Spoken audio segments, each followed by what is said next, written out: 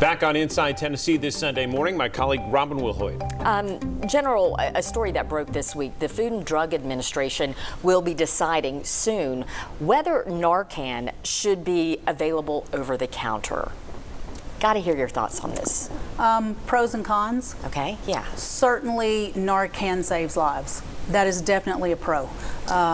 And the last statistics I saw here in Knox County, only by first responders, only by the police and fire, we were saving 4 people a day. And that study is several years old. So I think we're probably saving more than that a day. So Narcan being available over the counter would definitely save lives.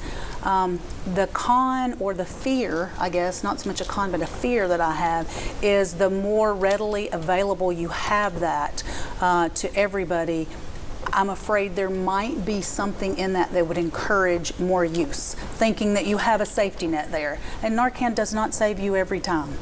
It does work a lot, but certainly we have people dying every day, and Narcan is not bringing them back. So pros and cons, it would save lives, but I just have a fear that it would encourage more drug activity. So I could probably argue that either way. Are there any studies on either of those issues? Because we have seen other cities where it's more readily available. I'm thinking bigger cities.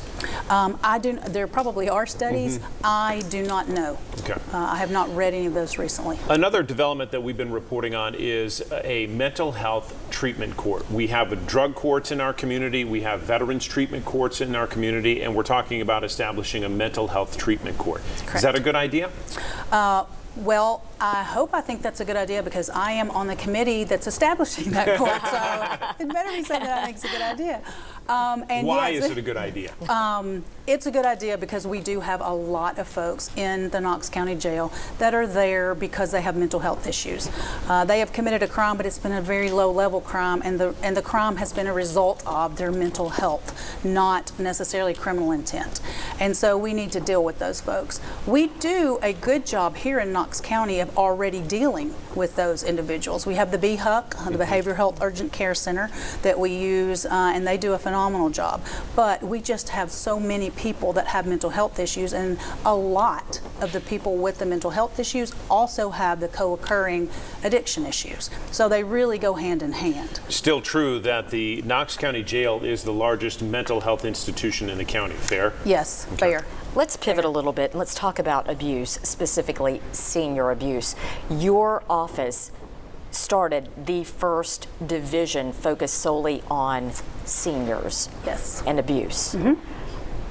Clearly, there was a need for you to take that step. Yes, definitely a need. When I took office in 2014, that is one of the first things I wanted to establish, because my background as a child abuse prosecutor, I understood the special need for children. But the other end of the lifespan, our elders, we really didn't have special prosecutors because elders have special needs. We often, unfortunately, will lose a senior during a prosecution. Many of them pass away on us, so we need to be able to have special skills to save their testimony so we can continue to get their abuser after they have unfortunately passed away. So we really, here in Knox County, wanted to develop a unit that focused on elder abuse and vulnerable adult abuse. And we did that.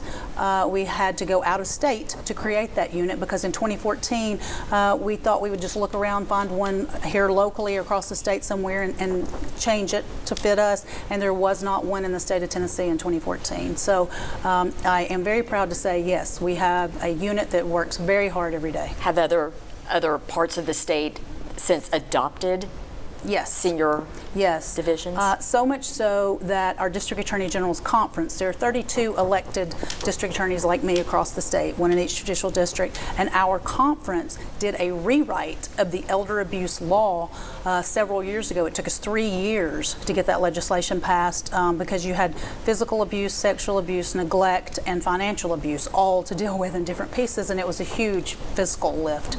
And so because all the district attorneys started really prosecuting elder abuse across the state, once it caught on, we realized the elder abuse laws had not been rewritten or revamped since the late 80s, early 90s. So we did an elder abuse rewrite. Quickly, if somebody's watching us and they fear that a senior in their family has been abused, what's their first step? law enforcement, call law enforcement or Adult Protective Services. If you live in the city, call KPD. If you live in the county, call KCSO. If you're in Knox, if you're in a surrounding county, call your Sheriff's Department or your police department. We're going to be back with some final thoughts from District Attorney General Shar Mallett right after this.